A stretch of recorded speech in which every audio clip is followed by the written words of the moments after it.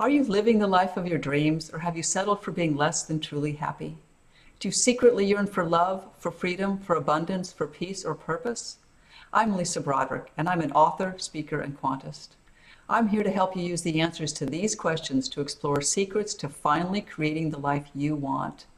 If you're ready to take back your power and become the creator of your own destiny, let's begin the journey together. To start, here's a secret. Everything is made of energy. Everything is made of energy. Science has already proven as much. This includes your spirit, thoughts, emotions, and body. Everything is alive and it's vibrating. This video explains that and how we can each have a personal vibration that instantly communicates who we are to the world and shapes our reality. Here's another secret. Money is energy. The exchange of money is actually the exchange of energy. If you don't have enough money in your life, it's because the energy that is money in your life is either being pushed away by you or is somehow blocked. And here's one more thing you need to know. We direct energy with our thoughts. We've all heard the line, what you pay attention to in your life grows. That's just the same thing as our little secret. Because we can direct energy with our thoughts, we can actually create the life we dream about, not just hope we can. Understanding how this works is how you will crack the wealth code. Lesson 1, how the universe works. You get what you expect. Because everything in the universe is energy, then the things we want are less like solid objects and more like currents of energy that we need to learn how to redirect towards ourselves. And how do we direct energy? We create them by intention. And we create intention through the vibrations of our desires and our thoughts. What we focus on becomes our reality. As the saying goes, where attention goes, energy flows. This principle is commonly known today as the law of attraction, but it's been around for hundreds, if not thousands of years. We've all read the book titles, we've heard the speeches, Think and Grow Rich, Visualization for Fun and Profit. What you pay attention to grows in your life. But what are they really talking about? To me, they're simple expressions of what has been known by mankind for millennia. We're not only experiencing reality, but on some level, we are actually its creators.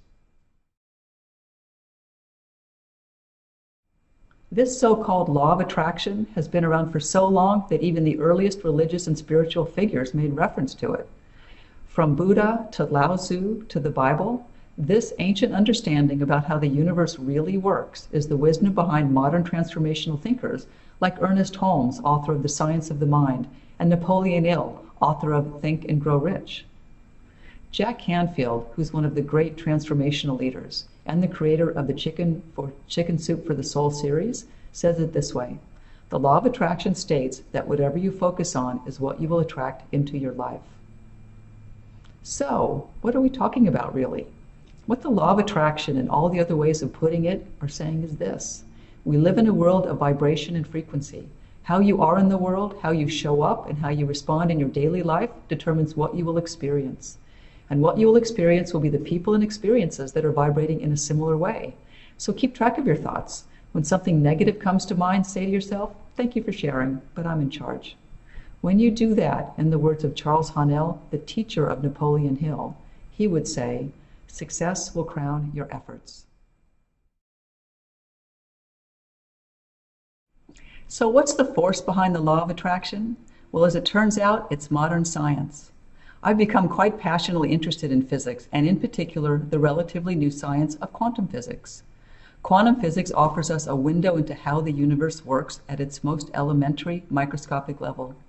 However abstract and esoteric that might sound, it's actually profoundly relevant to you and me and our everyday lives. By understanding the nature of reality, you can change your reality. This growing field of quantum physics has continued to shed light on this truth and its profound implications. It's shown us that physical atoms, once considered the building blocks of matter, are actually like vortexes of energy spinning and vibrating. Do you remember learning about atoms in chemistry class? Each atom is a nucleus with electrons rotating around it, and the quantity and shape of the electrons and their orbits create the particular set of vibrational frequencies. One of the most amazing things about atoms that I didn't learn in school is that they're 99% empty space. The smallest identifiable units of energy are known as quanta, but they're not really things. Here's where it gets really strange. They're both visible particles and invisible waves, and they fluctuate between these two states. As journalist and author Lynn McTaggart puts it, what we believe to be our stable, static universe is in fact a seething maelstrom of subatomic particles fleetingly popping in and out of existence. However improbable it may seem as we walk through our lives on the solid earth, solid matter is an illusion. The universe is more like a dance of energy, a shifting pattern of vibrations. What I love about this discovery is that it validates what mystics have been saying for hundreds, if not thousands of years.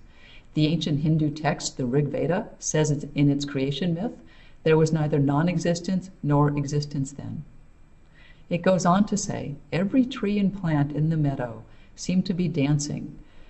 Those with average eyes would see us fixed and still. I've had a lifetime of my own mystical experiences, beginning at the age of 4 when I had a death experience. Since that time, the way I saw and interacted with the world was different. I knew on some level that everything around me, even the so-called inanimate objects, were actually alive. And so I communicated with them, I interacted with them, and now nearly 50 years later, I can manifest them with a single thought, and so can you. But that's my life experience, and all lives are unique. Interestingly, though, even some scientists will speak about their discoveries in similarly mystical terms. In the 1970s, physicist Fritjof Capra published his classic book, The Tao of Physics, in which he speculates that perhaps physics leads us today to a worldview which is essentially mystical. Have you ever had a moment like that when you seem to see beyond or beneath the surface of the physical world? If so, think back to those moments in your life and see if you can remember the sense of vibration. If you've never had that experience, don't worry. You may not be able to see, feel, and hear the cosmic dance of atoms that surrounds you right now, but it is something you can learn to tune into. Whether you consider yourself a scientist, a mystic, or just a regular person, you can become more sensitive to the vibrations of the universe, and in so doing, you can learn to play your part in that dance in a more creative, intentional way. The discovery that everything is energy, not matter, has some exciting implications. What quantum physicists have revealed to us is that we tend to think of atoms as looking like little solar systems. They are actually more like clouds or fields of possibility. Remember, they're 99% empty space. In other words, they exist in a kind of suspended state. Their identities and their undetermined nature still fluid. McTaggart describes each subatomic particle as a potential of any one of its future selves, what is known by physicists as a superposition, or a sum of all probabilities. Matter, at its most elemental, she writes, isn't anything yet. Subatomic energy resembles an ephemeral prospect of seemingly infinite objects. For those of us who might find this a little too vague or esoteric, she compares it to unset Jell-O. And so what makes the Jell-O become solid? Well, our intentions. What we intend with our minds and what we desire with our hearts actually coagulates subatomic particles into matter that makes up our reality. In the book, Ask and It Is Given, author Esther Hicks describes this mechanism as being the balance between your desires and your vibrational state. Quote, "There's nothing in all the universe more important for anyone to understand than how the vibration they are offering is matching the vibrations of their desires. And the way you feel is your indicator of whether or not you are allowing your connection to source or not. That's how you coagulate the Jell-O." This would mean that the connection between how you're feeling right now and the relationship that feeling has to who you really are is the mechanism behind what you are doing to coagulate reality.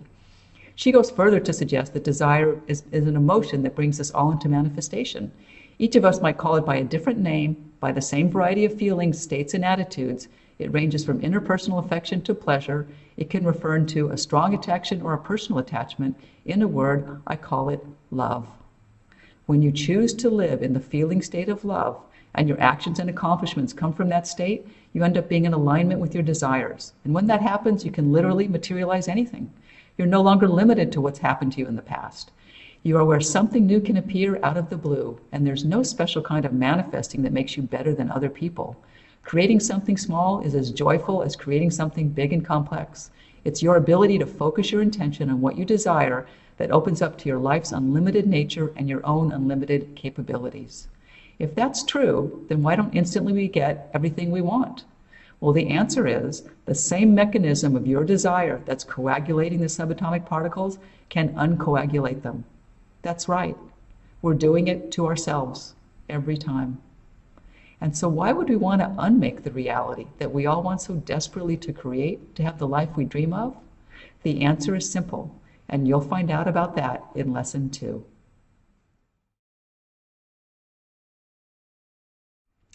Lesson 2, Overcoming Fear. At the root of all your problems is fear. To me, much of our experience of the material world has a dual nature, good, bad, right, wrong, black and white. Love also has a dual nature.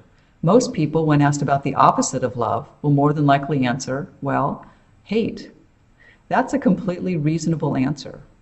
While this answer is understandable, it may be oversimplified. Love is felt as an emotion from which most human experience comes. Happiness, kindness, goodwill, charity, faith, empathy, fairness, and compassion. Hate, on the other hand, is like the dark side of love, trying to capture the object of its affection so that it can be controlled in some way. Greed, envy, pride, aggression, and brutality may be nothing other than thinly veiled fear. This would make fear the opposite of love, since fear is the basic emotion underlying hate, prejudice, greed, stress, and paranoia. It comprises nearly all of the negative emotions that make up our different feelings. Well, there's one more reason why we can try to think of love and fear as opposites. It's as simple as this. It has to do with being in the present moment, the now. The feeling of love can bring on the experience of presentness, while feelings of fear immediately transport us in our awareness somewhere else, somewhere that's not present. Fear is being realized not in the sense of danger, but in the sense of memories. Without a fearful memory, someone wouldn't have a comparison to make in their mind, and they may not feel fear. An exception is a newborn baby.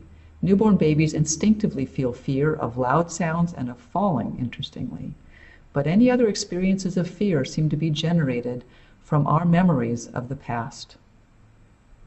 Well, under the proper conditions, fear is useful, as it keeps us safe and alert to potential dangers around us when there's a problem, when there's a base emotion that controls our awareness over extended periods of time. In the wild, fear generates adrenaline, an adrenaline rush that can help an animal react to danger, either by running away or fighting. After the fearful event, the feeling might be replaced with peacefulness, and then a focus on the here and now. Today, though, in our society, it feels as though no emotion is more omnipresent, more prevalent than fear. In the media, everywhere. Brought on by our feelings of lack of security in the things we used to take for granted, we constantly read about tragedies and fiscal problems. These create a sort of emotional roller coaster that may be driving fundamental aspects of our society, like the stock market going up and down and other financial powerhouses. As a result, many people are living in fear, and they don't even know what it is that brings them the fear. They don't know what they're afraid of.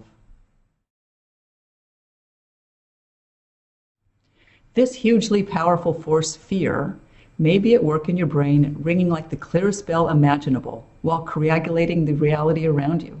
According to Esther Hicks, the inclusion of something you don't want in your vibration is actually a way of saying yes to it.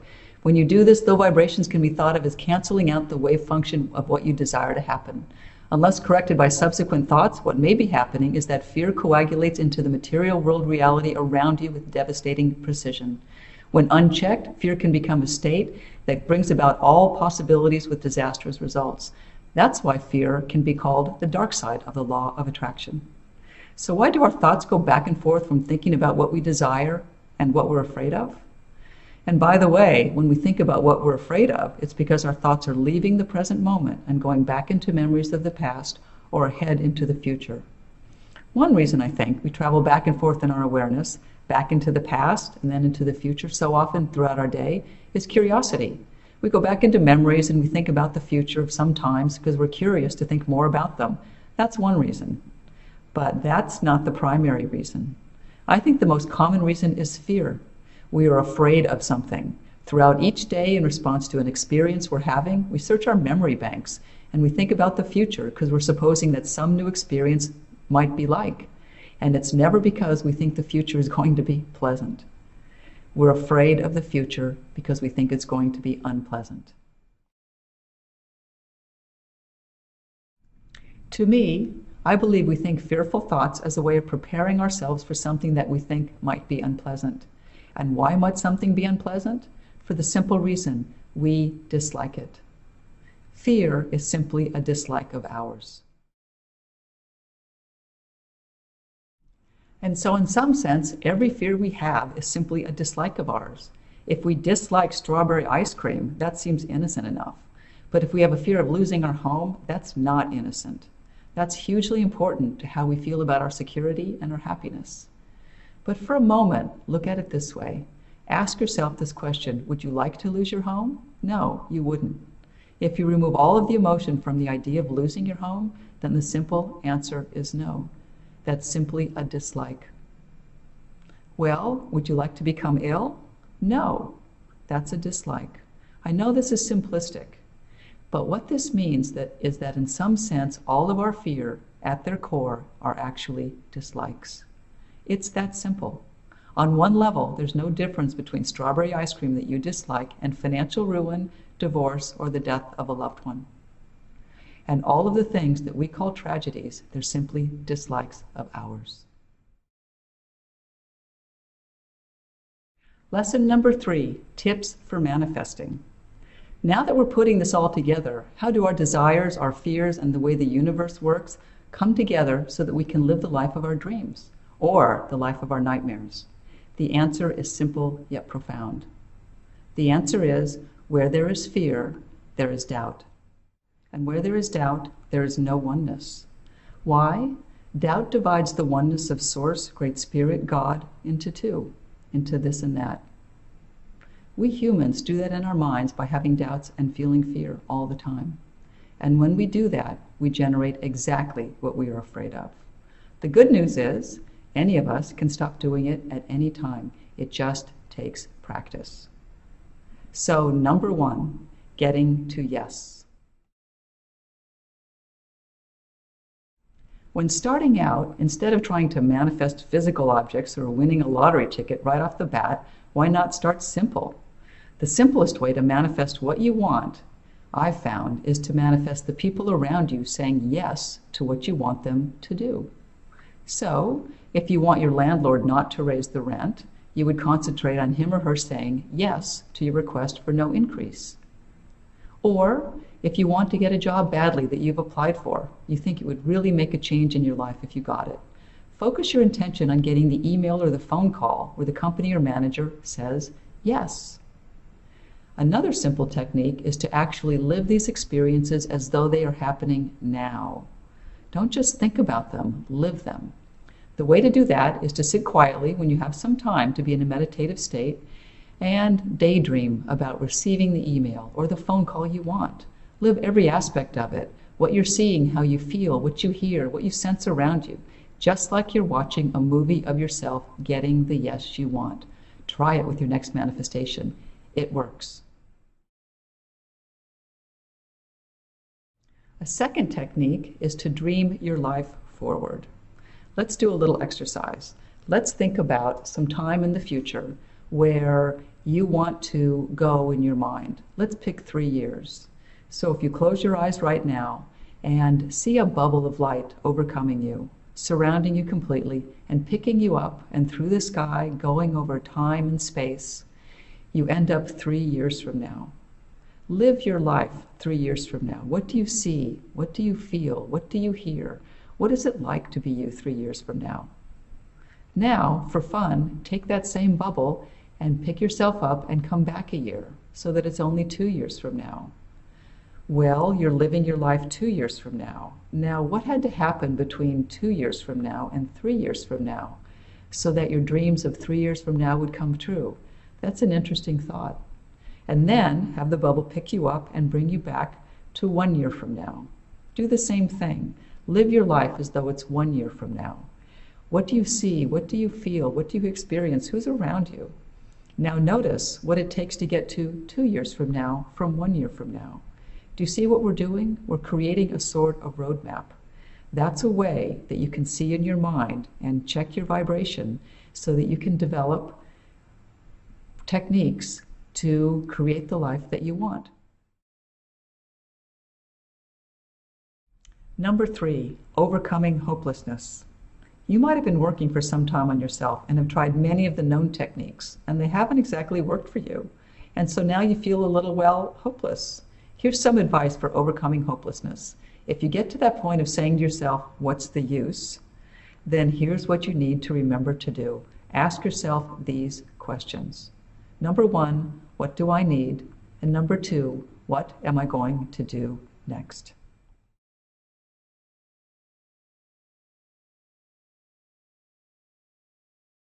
When you ask yourself these questions, your thoughts will automatically come into the present moment, which will allow you to focus your intentions. Just doing that will help. But here's a little trick that will take you even further along. The 2 simple ways to triumph over hopelessness that I found are to, number 1, smile, and number 2, breathe. When anyone is smiling and breathing, it's absolutely impossible to feel hopeless. This is because smiling and breathing can only be done in the present moment. And hopelessness doesn't live in the present moment. It just doesn't. Hopelessness comes from feelings of fear, which are always about the past or the future. And so in the now, there is always hope. And now for lesson 4, the creation frequency. Can you really program your brain to manifest the life you want to experience? If you'd follow this video, you already know that yes, you can. And here's another excellent tool for doing that. It's contained in a new book called The Creation Frequency, written by my friend and colleague, Mike Murphy.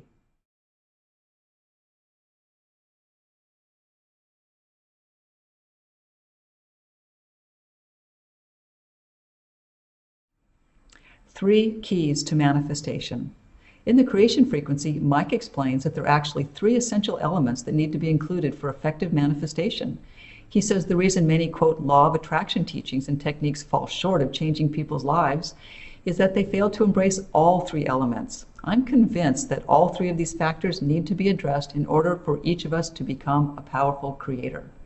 And so number 1, digging deep. Teachings on manifestation sometimes fail to dig deep enough into the subconscious roots of our current patterns of creation. If we don't effectively unearth the hidden beliefs, habits, and behavior patterns that may be blocking our ability to create, including our cultural programming, we'll constantly be working against ourselves. You can't transform what you can't see. And just as the subconscious mind can be the source of our biggest obstacles, it's also the source of our greatest creative power. Simply encouraging people to think more positive thoughts only engages the conscious mind. To become an effective creator, we need to find ways to imprint new patterns and desires into the subconscious mind. In Mike's book, he guides you into a new and empowered relationship with what lies beneath the surface of your everyday awareness. Number 2, get specific and practical. Human beings are creatures of habit, and the well-worn paths our lives follow are habits we've created throughout lifetimes. Habits don't change overnight, and very few of us can just decide that we're going to change something and then do it. It takes time and patience to change long-standing habits, and it takes practice. Many manifestation techniques don't include specific practices to help embed new habits of thought into the subconscious mind. In the chapters in Mike's book, he helps you create a personalized tool for transmitting your desires deep into your subconscious and out into the universe, calibrating the vibrations to the perfect frequency for success. Number 3, connecting to purpose. The most important element to creating the life you want is to connect your individual dreams and desires to the greater good of the world in which you live. Yes, you can create the life you want and fulfill all of your personal longings, but if it's all about you, ultimately you find that power to deliver deep fulfillment will be limited. When we hear the words like manifestation and attraction, we associate them with getting stuff. But the real power of the law of attraction is found when we shift our attention from getting to giving. Generosity, love, and service are not afterthoughts. For when you have the time, money, and energy, The energy of compassion is what drives truly creative engagement with the universe. This book teaches you a method of manifestation that integrates the element of giving from the very beginning.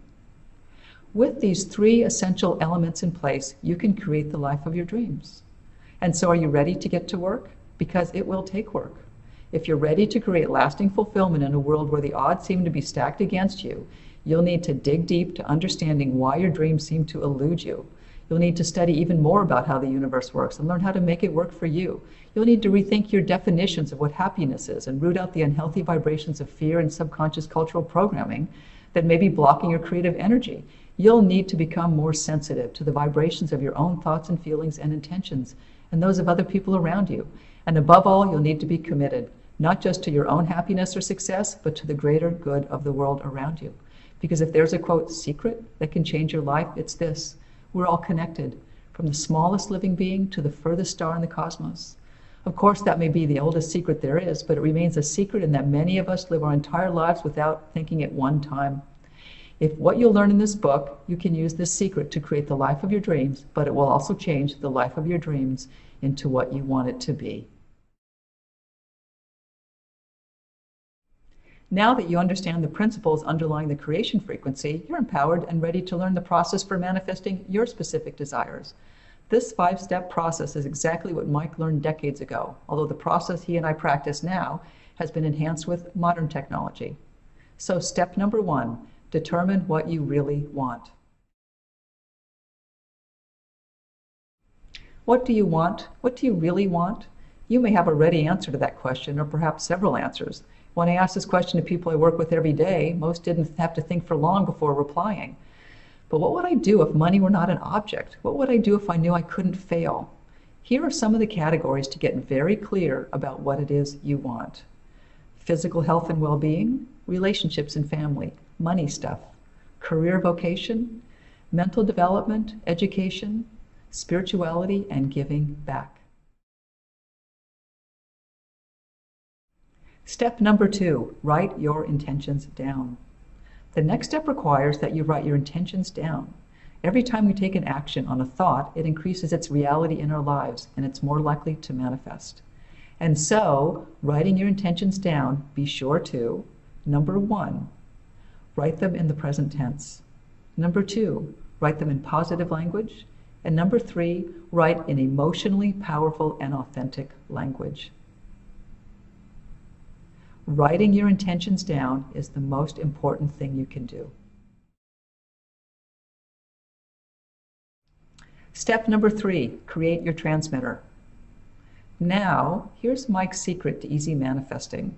You're going to record your intentions in your own voice and play them back to yourself. That's right. But first, it's important for your intentions to be recorded with some kind of background music that you find relaxing. You may have something in mind, but we recommend you use a particular type of music known as theta brainwave music, because this music is attuned to the perfect frequency to put you in a trance-like state of receptivity. You can find references to it on the internet. Once you've chosen your music, it's time to record. The first thing you'll need to record is a script that will help you move into a relaxed meditative state. Together with the music, this simple process of physical relaxation will open the doors to the subconscious. You may want to practice reading the script aloud a few times so you don't stumble. Read slowly, clearly, and evenly, trying to move into the state of relaxation as you read, so that the vibration of your state of being will be transmitted through your own words.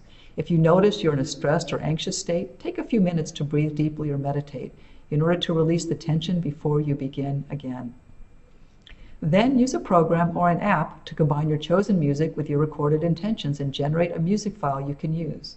At the end of this video, I'll tell you about the special Creation Frequency app that you can use to quickly do all of this. Step 4, listen with your subconscious. In order for this tool to work, you need to be in a state of deep relaxation. The best times for this are right before you go to sleep at night and just as you're waking up in the morning, when your brain is naturally in a theta state. This is the optimal time to listen to your recorded intentions. Use a playback device that does not ring.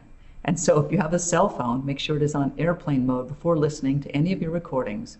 It's crucial that you not be startled out of this very deep state by the phone ringing. Step 5, let go and trust, monitor, and adjust. The final step in the creation frequency process begins with letting go.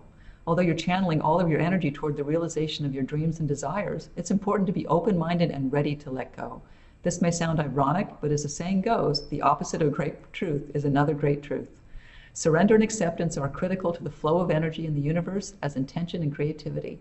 Trust that the universe will deliver what you need, even if it doesn't look the way you think it should at first. In these lessons, we've explored a little about how the universe works and how you can use that knowledge to create the life of your dreams. Now the rest is up to you. I often say to people I work with, you're wearing a spacesuit in a video game called life where you get money if you win and you don't die if you lose. This lighthearted view of life will actually help you manifest the life you want because it removes the fear that so often seems to control us. If you've liked what you've seen here, visit me at my website where there are videos, posts, tips, and techniques for manifesting the life you want, not just hoping you can. And for an advanced copy of The Creation Frequency by Mike Murphy, due out November 11th, visit creationfrequency.com. Mike will also be releasing his online course early next year. For more information on the Creation Frequency course, visit creationfrequency.com/The Creation Frequency course. With all of the knowledge I've had the privilege to come across in my lifetime, I've actually come full circle to Seams is where I started from. I've transformed my life from making money to making meaning. And by making meaning, I mean living in a loving, generous way. That may seem altruistic, but actually I believe it's the best manifestation mindset I could possibly have. The reason is, when we choose money over love, we choose fear over love. And as we all know, fear is the opposite of love. That's why some people seem to have all of the money in the world and no love in their lives. And who needs that? No one. So try these techniques, put these principles to work in your life, and see what the life of your dreams looks like. Until next time, and with miracles in mind, I'm Lisa Broderick.